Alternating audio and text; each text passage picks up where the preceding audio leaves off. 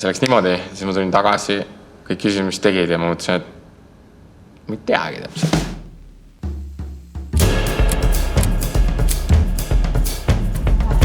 See on nali.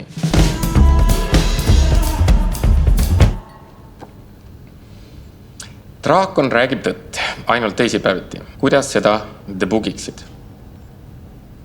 Esimene mõtlemine on see, et nädalat 7 päeva, räägib ainult teisipäeviti, iga päev küsiks ühe küsimuse ja siis veenduks, kas ta ikkagi ainult teisipäeviti räägib tõtt või mitte. Samas täna on neljapäev, nii et äkki see on kuidagi sellega seotud, aga jah, ma vaataks, mis mul veel kaartides on. Miks peaks keegi just praegu sinu tiimiga liituma? Ma arvan, et tarkvaraarenduses on praegu hästi põnev aeg ja kui me võtame sinna juurde need väljakutsed, mis meil Boltis on, siis ma arvan, et see on alati, mida varem, seda parem, sest seda rohkem kasvu ja nii-öelda muutus saab teha, et ma ei ütle, et homme on hilja, aga seda raketti saab varem alustada, et noh. Mis hoiab sind öösiti üleval? Insomnia. Ma arvan, et kui võtame viimased 2-3 aastat üldse tehnoloogiasektoris, kõik need muutused, mis on seal toimunud, siis see hulk on nagu hästi suur, et selles mõttes kogu see sektor on hästi põnev praegu. Muidugi huvitav mõelda, et ega varem oli ka põnev, aga nüüd on lihtsalt nagu ekstra põnev. Jah, ma arvan, et kogu see LLM-ide võidukäik, kõik need muutused, mis toimuvad tänu sellele tarkvaraarenduses või teistes alades, et see kõik on nagu hästi põnev. Mis hoiab sind Boltis? Kunagi, kui ma joinisin ja pidin hästi paljude inimestega alguses tutvuma, siis see asi, mis ma tegin, oli, et ma tegin sellised slaidid. Pealkiri on Toomase manuaal või midagi sellist. Ja siis oli üks slaid ka, et eks ma joinisin. Ja siis, see oli siis, ma ei tea, 5-6 aastat tagasi ja siis ma hiljuti mingil põhjusel, kui ma neid slaide kellelegi andsin, vaatasin, et kas need põhjused on muutunud ka või ei ole. Ja siis ma vaatasin, et selle slaidi ma sain nagu täitsa samaks jätta. Midagi, kuidas eesti keeles just tõlkida see impact, võib-olla mingi haare või et mis sa saad korda saata, et see on lihtsalt nii suur. Kui võtta nagu maailmakaarte ette, siis neid riike, kus me oleme, on 50 kanti linnasi 500 pluss, et see haare või see impact on hästi suur. Teine põhjus inimesed, et väga motiveeritud inimesed, kes tahavad asju ära teha, et sellises kollektiivis on lihtsalt tore olla, et kõik on eesmärgile pühendunud ja tahavad asju teha, et see sama energia kandub sulle ka üle. Missugust müüti soovid Bolti kohta kummutada? Ma alustan kõige lihtsamast. Toomas, mis teete seal, et teil see äpp valmis ei ole või? Seda ma olen päris palju kuulnud ja siis seal see nagu vastus on hästi lihtne, et ega see tarkvara kunagi nii-öelda otsa ei saa, sest me tahame igal sammul midagi teha seal nagu efektiivsemaks, paremaks kliendile, olgu see siis sõitja või sõidutatav või tõuks või nii edasi, et see tootearendus seal ei lõppe, et see ei ole selline asi, mis nagu valmis saab. Meie arendusmeeskond kasvab, meie soovid kasvavad, seal ei ole midagi valmis, tööd on veel väga palju. Mis on üks suur punane lipp intervjuu ajal?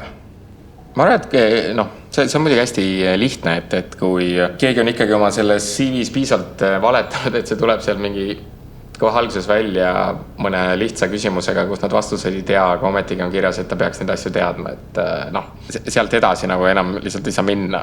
Ma arvan, et ebaviisakad inimesed ega seda nii-öelda nagu välja ei ravi. Mida ütleksid inimesele, kes on varem kandideerinud, aga ei saanud pakkumist? Kui vähegi huvi on ühineda meie seltskonnaga, teha suuri asju, et kandideeri veel?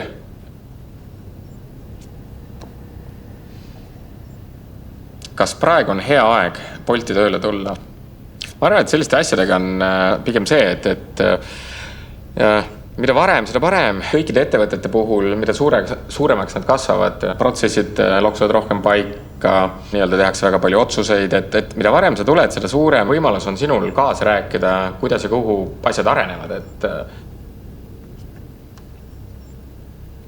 missugust mõju saab uus töötaja tegelikult avaldada.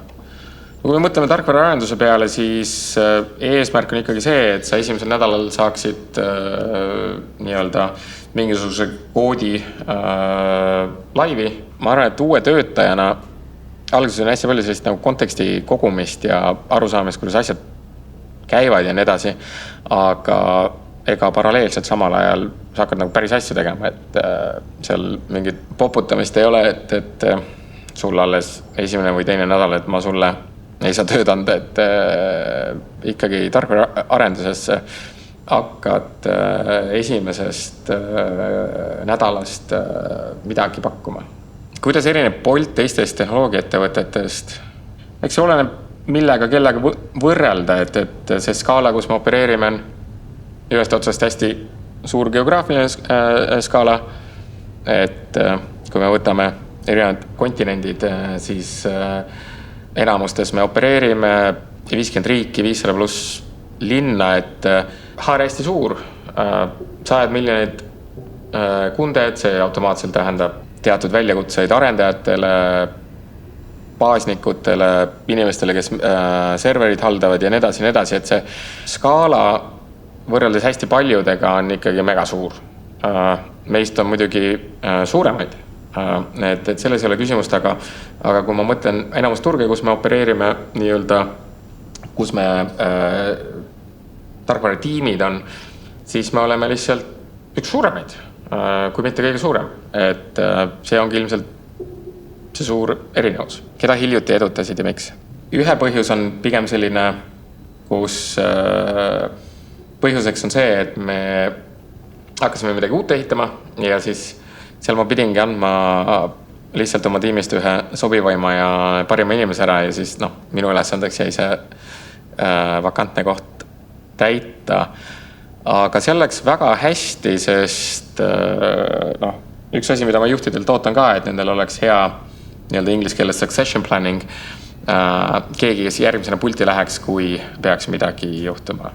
Ja seal see õnnestus väga hästi, sest selline sisemine edutamine mulle väga meeldib, kui inimene on hea, sobiv. Ja siis üks teine, mis tuleb pähe, see on sellisem klassikalisem, et töö iseloom muutus opereerib nii-öelda uuel levelil ja seda tuleb lihtsalt tunnustada.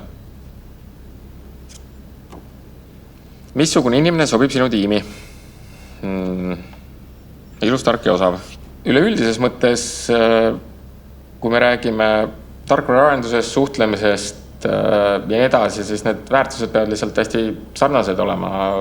Me liigume väga kiiresti, me oleme suht otsekohased suhtlemises, me oleme väga, ütleme selline kirjutav ja lugev stiil. Tarkvaraarenduses, kui me mõtleme just arendusjuhtide peale, siis meil on siiani vedanud, et kõik meie juhid on olnud kunagi tarkvaraarendajad, mis teeb nende elu selles mõttes lihtsamaks ka, et tihtipeale tarkvaraarendajatel meeldib, kui juhil on arenduskogemus. Et seda me oleme suutnud ikkagi väga kõrge protsendiga, võib-olla mõni üksik ei ole, aga oleme suutnud järgida, et ma arvan, et need ongi siis sellised asjad, mida me inimestes otsime.